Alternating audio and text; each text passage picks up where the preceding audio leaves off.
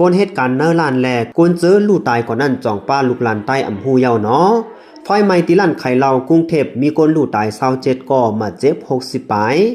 ร้านไข่เหล้าปิยะอันมีเนื้อเส้นตั้งลาดเผา1ปอกจอมพ้นจตุจักรเวงหลวงกรุงเทพนั้นเป็นรองไฟไหม้กว่ามือคำว่าวันที่12เดือนปี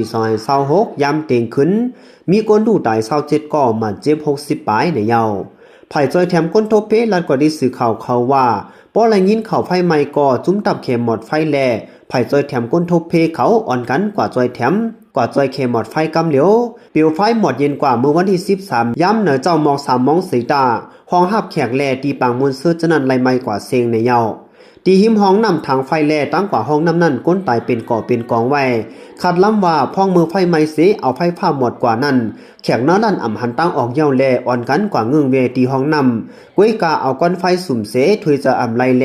ลู่เสียงกว่าในเยาย้ำกลางหน่อย1มองจอมพ่องหลงอนุทินและภูมิปุลพรเขามากดทัดซับเสหมอกลาดว่าเป็นอันสิไลมองเจอจอมลองหุกไข่ลงนักกลางเวียงในแต่ย้อนสังไลเป็นกว่าซึ่งในแต่ไผ่ปริหันเขาตึกกดทัดไว้อยู่การจอยแถมเอาก้นลูกตายมาเจ็บออกมาเสส่งห้องยาในเนื้อเจ้า3โมงไปจังเยาวตัวกว่ามีก้นลูกตายกว่า27ก่อใจก่อยิง18มาเจ็บ60ไป